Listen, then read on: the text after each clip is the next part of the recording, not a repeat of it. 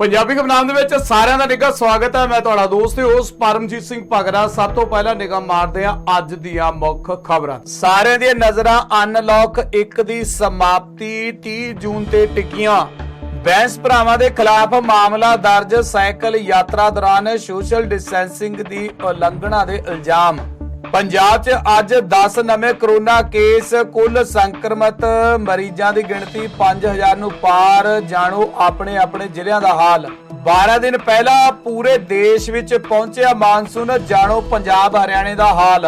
गुरदासपुर दे हलका कादियां तो विधायक फतेह बाजवा खिलाफ अकाली आगू ते किसानां ने खोलिया मोर्चा।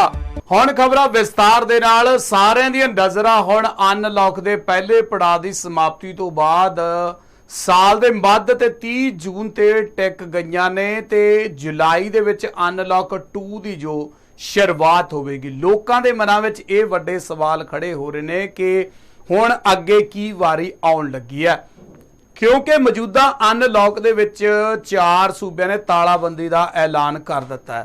पश्चिमी बंगाल सरकार की गल की जाए तो उन्होंने जुलाई के अंत तक प्रदेश के अंदर पूरी तरह जो है लॉकडाउन लगा दिता, तालाबंदी का ऐलान कर दिता। तमिलनाडु, चेन्नई, महाराष्ट्र के नाल लगते इलाकों के विच खास करके असम, गुवाहाटी ते उत्थे दी सरकारां ने वीरवार तो 2 हफ्तियां वास्ते तालाबंदी का ऐलान कर दिता। ते उत्थे झारखंड सरकार ने भी शनिवार नूं इत्थे 31 जुलाई तक तालाबंदी का ऐलान कर दिता। ते इस विच कमौतरी मुद्रा फंड जो IMF ने 2020 तो 21 दे विच भारत की आर्थिक भविष्यवाणी विच देश के कुल आमदनी प्राप्ति दे 4.5% गिरावट का हवाला दिंदे हुए कहा कि 4 दहाकियां तो पहली बार 4 दहाकियां दे विच पहली बार जबरदस्त जो मंदी है वो वधदी जा रही है पूरे देश दे विच ते बहुत ज़्यादा नुकसान हुण देश दे अंदर होण वाला है। ते उन्होंने कहा कि यह स्थिति सूबिਆਂ ਨੂੰ कोरोना वायरस ਨੂੰ कंट्रोल करने वास्ते वार-वार तालाबंदी किए जाण नूं टालना चाहिए। देश की अर्थ व्यवस्था तद चलेगी जदों देश दे विच पूरी तरह लॉकडाउन हट जाएगा। लोक इंसाफ पार्टी के प्रधान सिमरजीत सिंह बैंस ते उन्हां दे भरा MLA बलविंदर सिंह बैंस के खिलाफ मोहाली के मटौर थाने दे विच मामला दर्ज किया गया। दोवें भरावां दे खिलाफ धारा 188 के तहत मुकदमा दर्ज किया गया। ते पुलिस ने दावा किया कि लोक इंसाफ पार्टी की साइकिल रैली च सोशल डिस्टेंसिंग का ध्यान नहीं रखा गया। पुलिस के मुताबिक कई वर्करां ने मास्क लाउण की बजाय गले विच उन्हां मास्कां नूं लटकाया होया। बैंस भरावां ने उन्हां दे समर्थक जो केंद्र सरकार जो किसान आर्डीनेंस लैके आ रही है उसके खिलाफ सड़कों के उपर नितरे हुए ने। बीते कल साइकिल यात्रा की गई ते साइकिल यात्रा राही बैंस भरावां ने शुक्रवार नूं मोहाली दे विच जिथे अपनी पहुंच की है उत्थे ही मुख मंत्री कैप्टन अमरिंदर सिंह नूं विशेष इजलास सदन का मंग पत्र भी दिता है।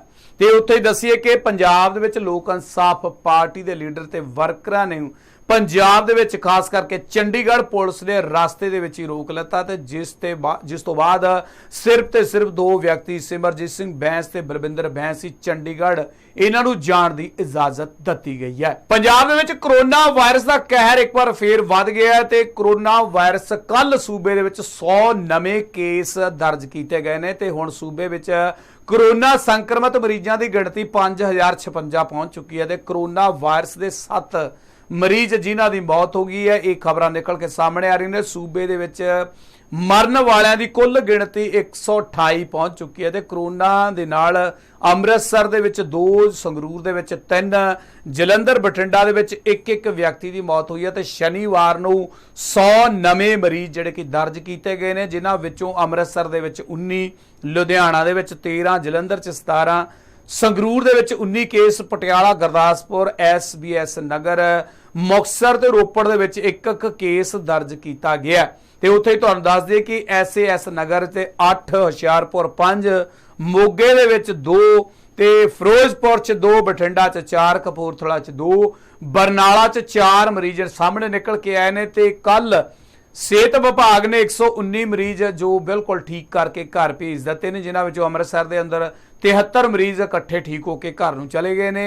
SAS नगर च 12 ने, पठानकोट 7, संगरूर 7, तरनतारन ਦੇ ਵਿੱਚ 3 ने, फतेहगढ़ साहब 'ਚ 1, मोगा 'ਚ 4, ਫਿਰੋਜ਼ਪੁਰ ਦੇ ਵਿੱਚ 5 ਨੇ, ਕਪੂਰਥਲੇ 'ਚ 6, ਬਰਨਾਲਾ ਦੇ ਵਿੱਚ 1 ਮਰੀਜ਼ ਸਿਹਤਯਾਬ ਹੋ ਕੇ ਆਪਣੇ ਘਰ ਨੂੰ ਚਲਿਆ ਗਿਆ ਤੇ ਉੱਥੇ ਹੀ ਤੁਹਾਨੂੰ ਦੱਸ ਦਈਏ ਕਿ ਕੁੱਲ ਹੁਣ ਤੱਕ 28,004 ਜੋ 2,84,431 ਲੋਕਾਂ ਦੇ ਜੋ ਕਿ ਸੈਂਪਲ ਲੱਤੇ ਗਏ ਨੇ ਕੋਵਿਡ ਟੈਸਟ ਦੇ ਵਾਸਤੇ ਉਹਨਾਂ ਦੇ ਸੈਂਪਲ ਲਏ ਜਾ ਚੁੱਕੇ ਨੇ, ਜਿਨ੍ਹਾਂ ਵਿੱਚੋਂ 5,056 ਮਰੀਜ਼ ਜਿਹੜੇ ਕਿ ਕੋਵਿਡ ਦੇ ਨਾਲ ਸੰਕਰਮਿਤ ਨੇ, ਜਦਕਿ 3,220 ਲੋਕ ਸਿਹਤਯਾਬ ਹੋ ਚੁੱਕੇ ਨੇ ਤੇ ਬਾਕੀ ਦੇ ਲੋਕ एक्टिव मरीज ने जिहड़े कि इस वक्त उन्हां दा इलाज चल रहा है।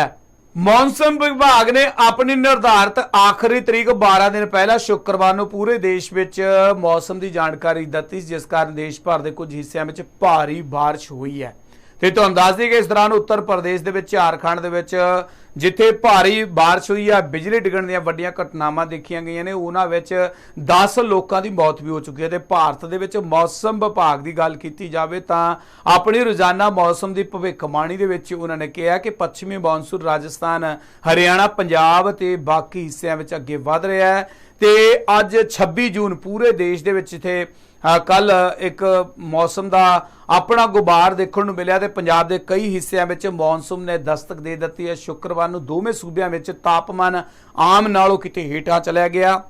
हालांकि दोनों सूबों के मौसम विभाग ने मींह का जो रिकॉर्ड है वो नहीं दस्सिया हैगा, पर मौसम विभाग के अनुसार चंडीगढ़ के विच वध तो वध तापमान 34.4 डिग्री सैल्सियस दर्ज किया गया।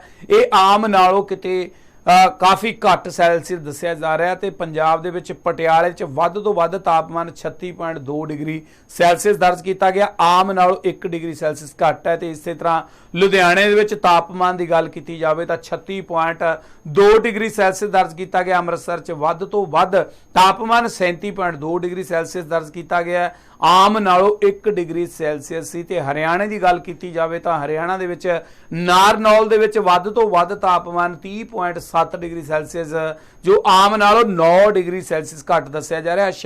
हसार की गल की जाए तो उत्थे 9 डिग्री हसार का जो तापमान है 35.2 डिग्री सैल्सियस दस्सिया जा रहा, आम नालों 5 डिग्री सैल्सियस घट है। करनाल दे विच वध तो वध तापमान 35.6 डिग्री सैल्सियस दर्ज किया गया। उधर अंबाला दे विच वध तो वध तापमान 37 डिग्री सैल्सियस दर्ज किया गया।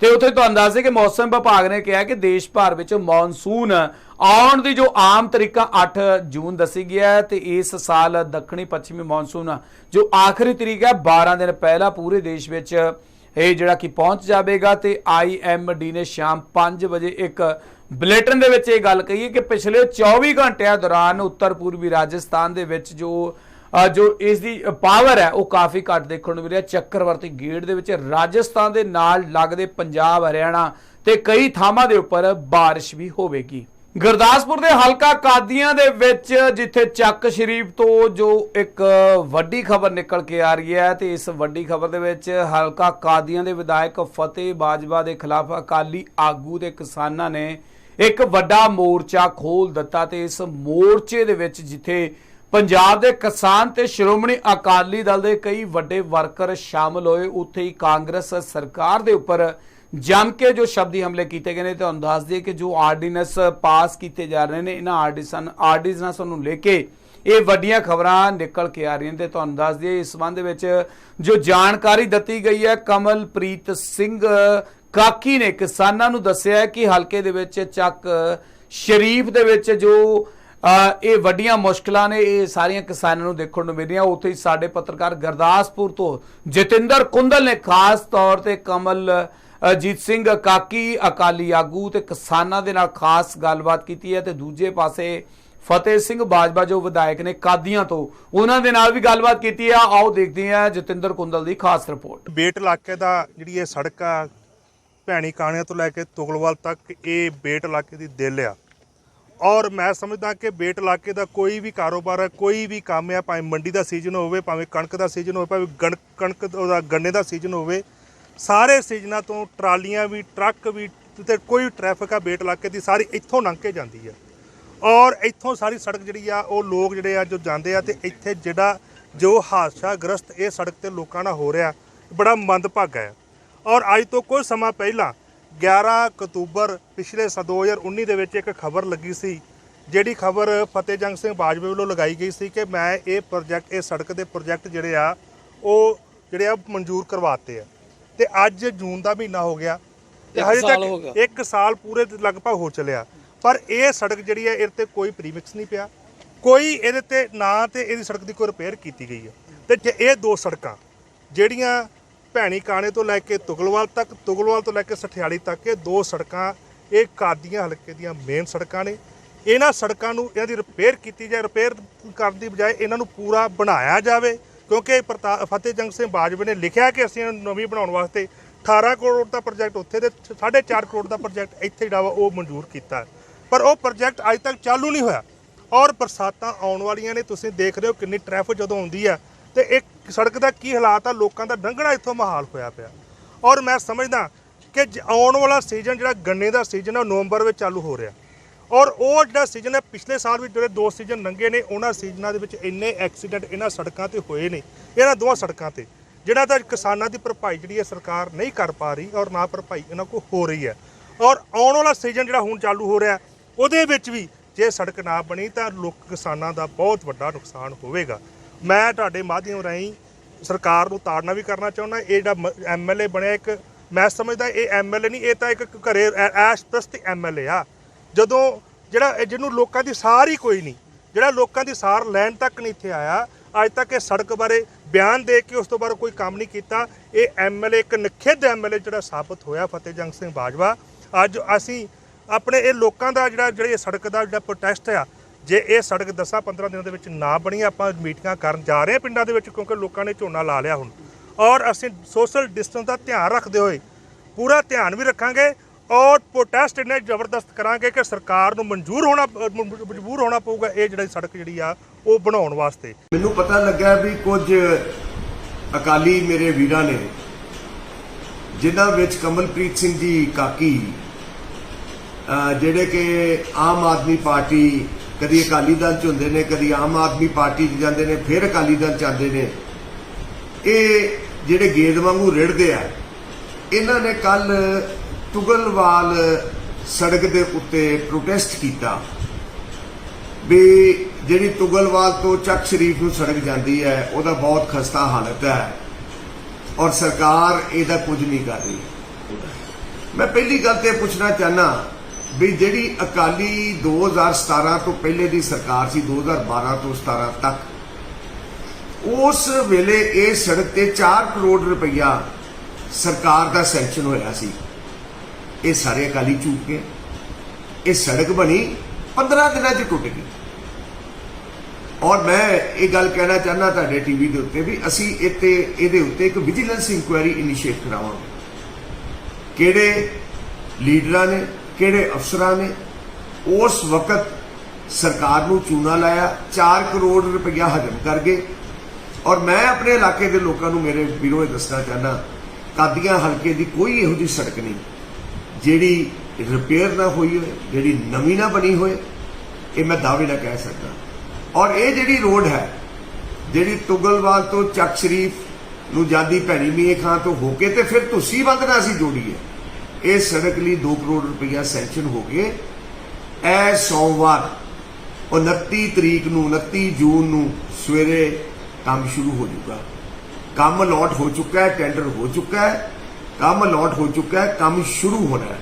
ਔਰ ਤੁਹਾਨੂੰ ਪਤਾ ਹੈ ਵੀ ਇਹ ਕੋਵਿਡ-19 ਕਰਕੇ ਇਹ ਕੰਮ ਥੋੜਾ ਡਿਲੇ ਹੋਇਆ 2-3 ਮਹੀਨੇ, ਕਿਉਂਕਿ ਸਾਰੀ ਲੇਬਰ ਜਿਹੜੀ ਸੀਗੀ ਰਾਜਸਥਾਨ ਦੀ ਲੇਬਰ, ਉਹ ਰਾਜਸਥਾਨ ਜਾ ਚੁੱਕੀ ਸੀ। ਲੇਬਰ ਵਾਪਸ ਪਰਤ ਆਈ ਹੈ ਔਰ ਅਸੀਂ ਸੋਮਵਾਰ ਨੂੰ ਕੰਮ ਸ਼ੁਰੂ ਕਰਾਂਗੇ। ਪੰਜਾਬੀ ਖਬਰਾਂ ਦੇ ਵਿੱਚ ਇਹ ਸੀ ਅੱਜ ਦੀਆਂ ਵੱਡੀਆਂ ਖਬਰਾਂ। ਹੋਰ ਖਬਰਾਂ ਦੇਖਣੀਆਂ ਸੁਣਨੀਆਂ ਪੜ੍ਹਨੀਆਂ ਤਾਂ ਬਣੇ ਰਹੋ ਆਜ ਨਿਊਜ਼ ਵਾਲਾ ਦੇ ਨਾਲ।